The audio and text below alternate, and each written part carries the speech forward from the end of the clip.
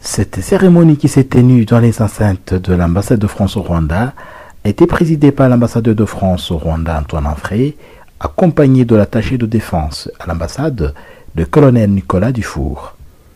Le 11 novembre, jour de l'anniversaire de l'armistice de 1918 et de commémoration annuelle de la victoire et de la paix, est également le jour consacré à l'hommage à tous ceux qui sont morts pour la France, y compris les militaires tombés en opération extérieure. S'exprimant pour l'occasion, l'ambassadeur Antoine Amfray a indiqué qu'en cette date, la France doit de rendre hommage à tous ceux qui se sont sacrifiés pour la paix, qu'ils soient français ou étrangers. Souvenons-nous des soldats venus d'Afrique, du Pacifique, des Amériques et d'Asie, de ces soldats alliés venus verser leur sang pour la France et défendre avec nous la liberté sur une terre qu'ils ne connaissaient pourtant pas. Le sacrifice de nos poilus nous oblige. Il nous rappelle que la paix a un prix et que nous devons être désormais unis avec ceux qui étaient hier nos adversaires. Car ce n'est qu'avec le passé qu'on fait l'avenir, écrivait Anatole France. Ce souvenir, ce sont les jeunes générations qui doivent désormais s'en emparer pour venir raviver la flamme de la mémoire de ceux qui sont morts pour la France, pour notre liberté. C'est la reconnaissance que la nation doit à ses combattants, à ceux qui sont tombés et à ceux qui ont survécu. Le diplomate français a également insisté sur la nécessité de commémorer un moyen de bâtir un avenir radieux pour l'humanité tout entière, raison pour laquelle l'ambassade de France à Kigali compte pérenniser une telle cérémonie au Rwanda.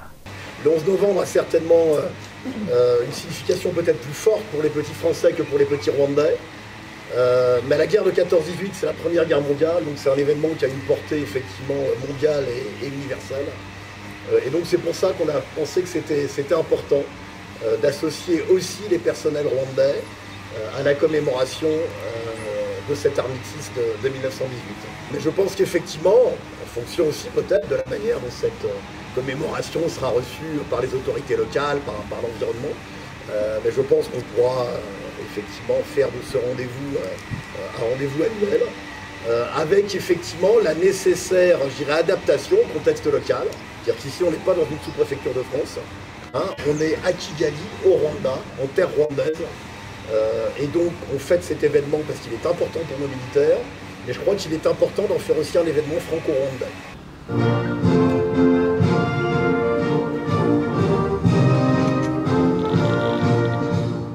La France commémore chaque 11 novembre la victoire des armées françaises en 1918. Victoire militaire, mais suicide européen, car la Première Guerre mondiale a entraîné une véritable hécatombe, avec en France 1 400 000 morts et 4 millions de blessés et mutilés. Ailleurs dans le monde, près de 10 millions de soldats ont été tués et presque autant de victimes civiles, 3 millions de veuves et 6 millions d'orphelins.